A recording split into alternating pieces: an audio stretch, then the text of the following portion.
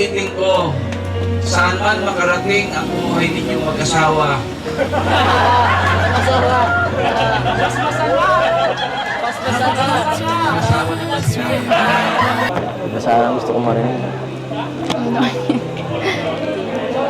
Ano gusto mo marinig? Wala. Thank you. Oh, I love you. Ano?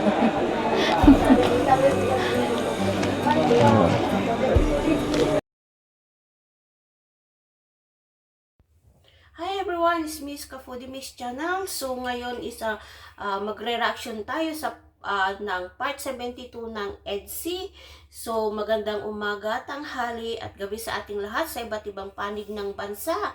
So bago tayo mag-reaction guys, i-shoutout muna natin na naman ng Kalingap Kuya Bas Santos Matubang at Edna Vlog, Kalingap Rob and Kalingap Edu, mga kasamahan natin sa Karepa, paki-support din po K-Boys and mga BSM Boys and mga charity vloggers ng Team Kalingap. Paki-support po natin silang lahat and manood po kayo ng mga uploaded videos namin and don't skip ads po pa. Malaki pong bagay sa amin at malaking bagay din sa pagtulong natin sa mga beneficiaries ng Team Kalingap. So, reaction guys is ito is kinuha kong video clip sa main channel ni Kalingap Rob. So, unahin muna natin ang mensahe ni Kalingap Rob guys. Ito, panoorin po natin. Sa founder natin kay Kuya Val, hindi naman ito mabubuo hindi po dahil sa ginawa niya. Sinimulan niya ang ating Kalingap sa pamagitan lang ng isang feeding program. Diba? At sa babae na ito, wala akong ipapasasalamatan. Number one, si Lord. Pangalawa, mga sponsors, no? Kay Tita Pink Provido, kina Sir Leonie, Tita Ana, Mami Rexy, yan. Sino pa? Sir Lito, thank you po sa inyo. At syempre sa mga viewers po na sumusuporta, patuloy na sumusuporta po sa Team Kalingap. Magpa 5 years na po tayo. Salamat po sa pagsama nyo sa amin hanggang ngayon. Na yung yung imposible nagiging posible gaya ng pabahay na ito na hindi naman po namin ito kayang gawin kundi po dahil sa inyo po, sa mga viewers po. So yan, kina Biancy, congrats! Pinsan Els, congrats! Napakaganda ni Biancy, grabe kang tatay, tinanay, congrats po sa inyo. Yung po mga payo po, Igob, sobrang ganda po ng mga sinabi niya na sa lahat naman, na magandang tumulong sa mga tinutulungan din niya sarili, di ba? Yung nagsusumikap rin para matulungan yung sarili. And gano'n naman po sila. Kasi nga po, natagpuan po namin si Biancy, talagang ito po ay naglalabada po kasama yung kanyang mama. At the same time, nag-aaral po siya. So, hindi alam sa kanya yung kahirapan para magpatuloy sa pag-aaral. Kaya nga po, kami po ay talagang pinahanga niya. Siya po ay nakapasa po sa standard ng mga tutulungan po namin na yung nagsusumikap, hindi lang basta umaasa sa tulong po. Kaya congrats kay Biancy. Hanggang ngayon po, walang pagbabago.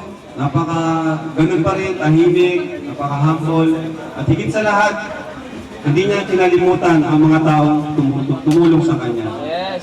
Ayun.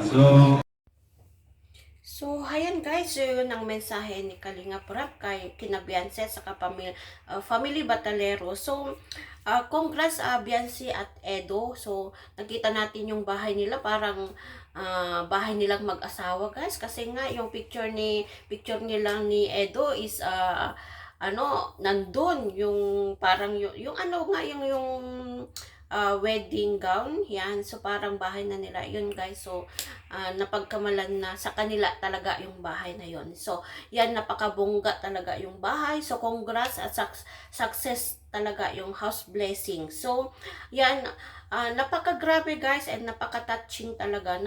Natas talaga ako kasi naumpisahan natin mula umpisa kay Dr. Love. Yan. So, malaking pasalamat natin kay Dr. Love, guys. Pasalamatan natin talaga si Dr. Love. Kung hindi dahil si Dr. Love, hindi maabot, hindi mararating, hindi makukuha ang itong mga blessing na natatanggap ni Beyonce kung wala si Patrick at saka si Dr. Love. Dahil kay Dr. Love, inirefer niya kay Kalingap Rab. So, doon po. At kay pasalamat din tayo kay Kalingap Edo dahil nag-boom po yung samahan nila, yung love team nila. Sana is hindi lang po hanggang sa love team lang ang magaganap. Sana is panghabang buhay na. Charot. Sabi ganun. So, yan guys. So, congrats Beyonce. So, tignan na ang ano talaga. Sana hindi ka magbabago. So, biruin mo guys. Simpleng dalaga, labandera. So, within 1 year guys, dinaig pa kaming mga OFW ng swerte. Dagsa ang swerte sa kanya. Dagsa ang pagmamahal ng mga sponsor sa kanya. Biruin mo yung bahay niya guys. Up and down. Marami pa siyang tinalo na OFW, marami pa mga OFW, mga sponsor na katulad namin, dinaigpan yung bahay namin. Yan. Ang bahay ko lang po guys is bungalow lang. So, si Beyonce is up and down. So, yan guys, within 1 year, grabe na talaga guys. Yan, grabe ang tagumpay, blessing, na natatamasa ni Beyonce. Sana hindi magbabago siya guys. So, ito naman guys, mensahe din ni Gob. Yan, si Gob, pakinggan natin, panoorin natin yung mensahe ni Gob. Ito po yung bigating bisita ng House Blessing ni Beyonce, si Gobernador Dong Padilla. So, ito po ang mensahe niya. Ito. Alam mo po ba na pwede kong sabihin, you are very lucky among 1 in a million dito po sa probinsya natin na talaga pong nangangarap magkaroon.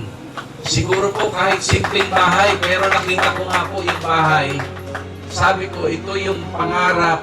Alam ko, ito yung pinaka-dream home or dream house ng karamihang mga Pilipino. Kaya para sa akin, siguro ang advice ko, lalong-lalo na kay Beyonce at sa pamilya niya, alam niyo po, sa katulad po ni Idol, masarap pong tumulong. Alam niyo po yung pakiramdam na ikaw ay tumutulong, pero ang sarap pong pakiramdaman na yung tinutulungan mo ay tinutulungan niya ang kanyang sarili.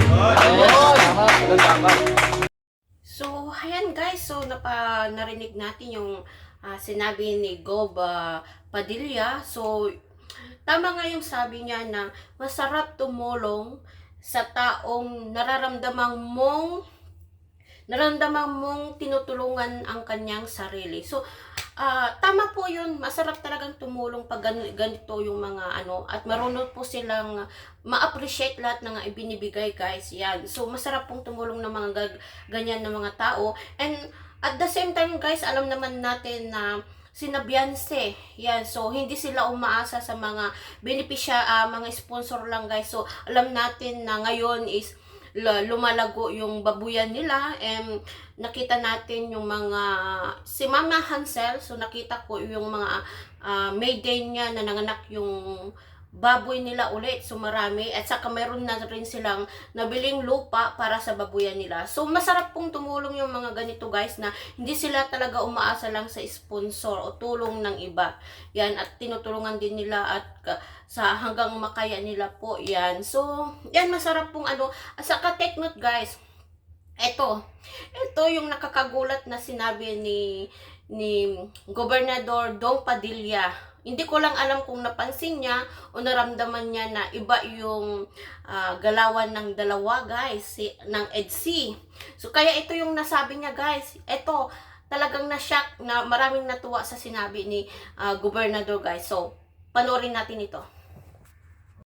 Iha, napakapalad ninyo. Sa totoo lang, walang katapusan. Uulitin ko, saan man makarating ang buhay ninyong mag-asawa, Asawa na ba siya? Mag-asawa pa lang.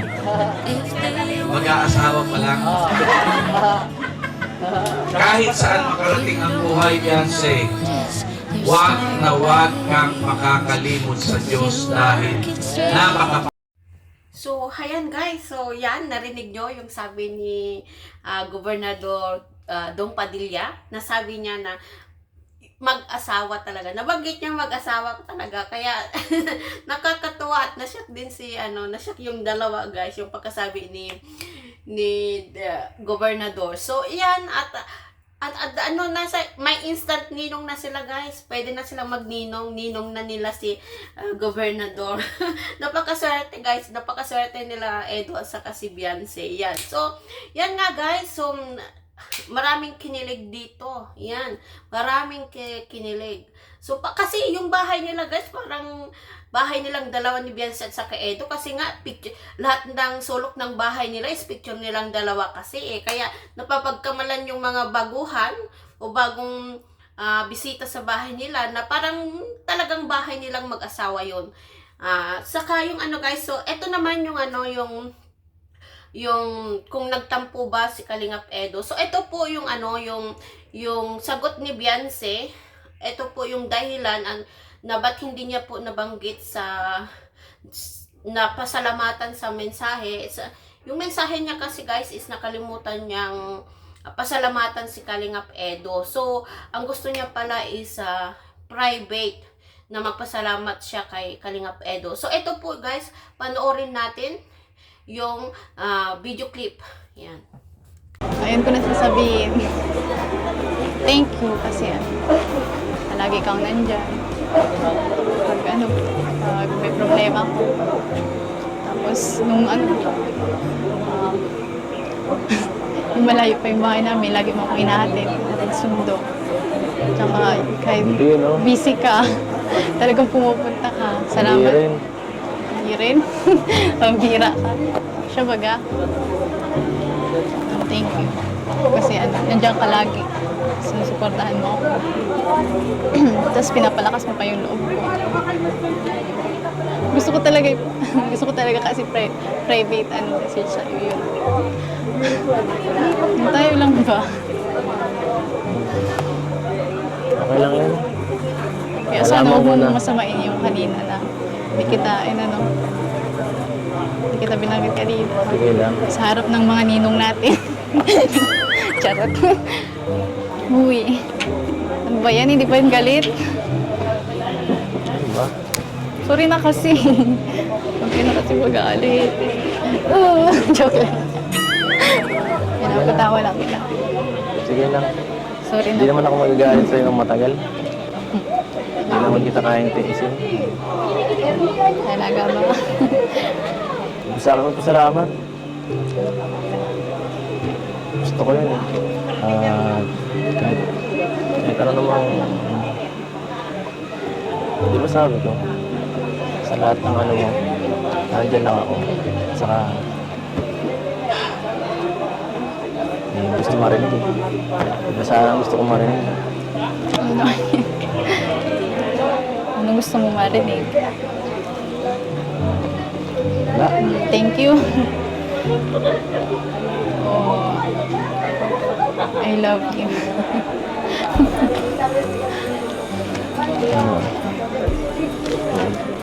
So, ayan guys, so napanood natin yung video clip, yung dahilan ni Beyonce guys. So, gusto niya palang pasalamatan ng private. So, pero nakita natin napansin natin na medyo tahimik si Kalingap Edo. Yan, so nakakalungkot din. Pero sana is maintindihan natin at huwag na natin i-bash ang family ni Beyonce saka si Beyonce. Saka napasalamatan naman ni Tatay Beran si Edo. Yan, so siguro nataranta din sila kaya yun, hindi na nabasa lahat ang mensahe. Yan, kasi akala kasi ni Beyonce na ibabalik pa yung mic at itutuloy niya yung pasasalamat, kaso lang hindi na, kaya nasabi niya na lang kay Kalingap Rab na hindi niya na pasalamatan si Edo. So ngayon yun nga ang nangyari.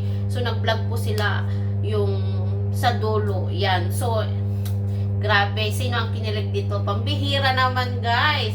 I love you daw.